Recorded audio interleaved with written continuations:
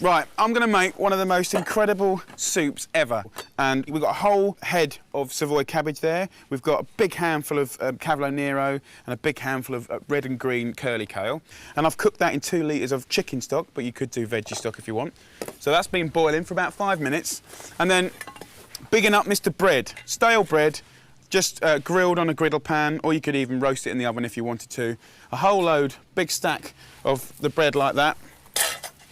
And when you get your bread like this, while it's hot, just get a piece of garlic and give it 2 rubs, and you'd be amazed at how much flavour that transmits. But there's a perfume of garlic there, which is lovely. I've got a tray in the oven, but what I want to do, get my tray here. I'm going to get 1 tin of about 14 anchovy fillets. Pour the oil in here first. Then I want about 12 rashers of nice pancetta.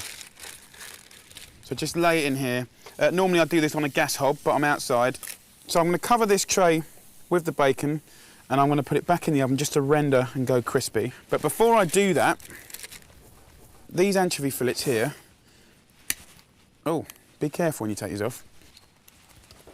Shake them out there. Just put the anchovies out and about, finding things out. And let's roast these babies up. Pop it back in the oven. Now, over here, I've got 2 cheeses. Fontina, which is a wonderful cheese. It's quite mild in flavour, but it has the most incredible melting qualities. It's all stringy and light and incredible. And then I've got good old Parmesan there, just for good flavour. I want 200 grams of Fontina, about 150 grams of Parmesan. Get this out of the way. And then, check this, you can hear it sizzling. Look at that. No time at all. Just have a look at it. You can see the anchovies have totally melted into nothing. The bacon's nice and crisp. At this point, get your greens straight in there. Now, I'm just literally coating it in all this lovely gear. Even if you're just serving this as a, veg dish, this is a fantastic way to do it. I'm cooking this in a casserole type pan, something of that ilk and that size. Get 4 bits or enough stale toasted bread to cover the bottom.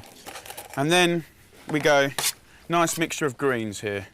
And we've got 1 whole Savoy cabbage, and we've got Cavolo Nero, and we've got some kale, purple and green, and then we put our cheese. And then I put a nice bit, sprinkling of the Fontina, and a sprinkling of the Parmesan. And this is a great opportunity to have a little drizzly up of quality extra virgin olive oil. All right, so that goes there. A bit more bread on top. So it's like a lasagna, but instead of using pasta and mincemeat, we're using nice garlic rub bread. Again, Savoy cabbage, in and around. You can chop this cabbage up if you want, but the way I've had it has always been quite crude. Fontina, and a sprinkling of the Parmesan. And then we go more bread, cabbage, you can tear it up a bit if you want to.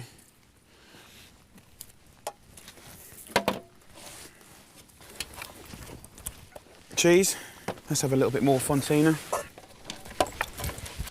Parmesan, here we go, last one on top. I'm going to use untoasted bread for this part. You can kind of push down on it like this, give it a bit of pressure. Okay, let's taste the stock. Give it a stir. It's gone a bit dark because you cooked the cabbage in it, but at least it's got the flavour. Pour this in there. There you go. And then what I'll do, just a tiny bit of cheese. There we go. A final bit of Parmesan. And then good lug of extra virgin olive oil. Nice sprinkling of pepper. At this point, if you want, you can just push this all into each other. right? And as that cooks, that's going to cook for about 40 minutes at about 180 Celsius, 350 Fahrenheit. And what will happen is it'll go crunchy and golden on top, and then the water will just sort of suck into all the bread and the flavours are all mixed up and it'll be delicious. So I'm just going to put that at the back of the oven, give it about 40 minutes.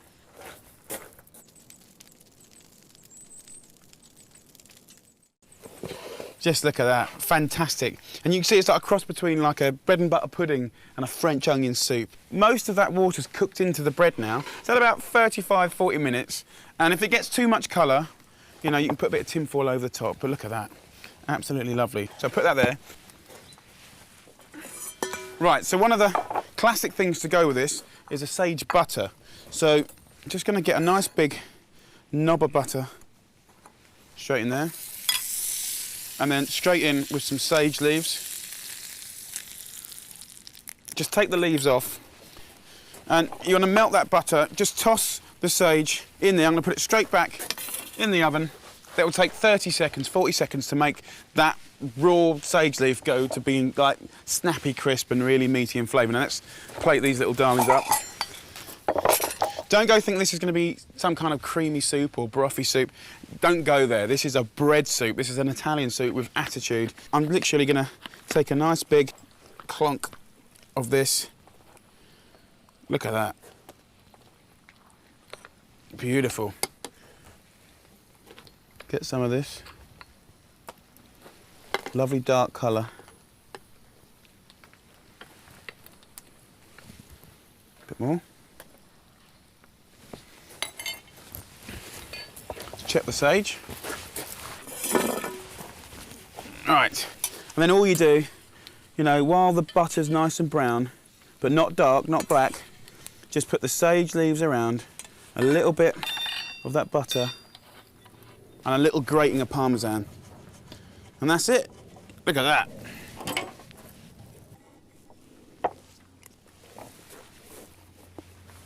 Oh my Lord, that is so good.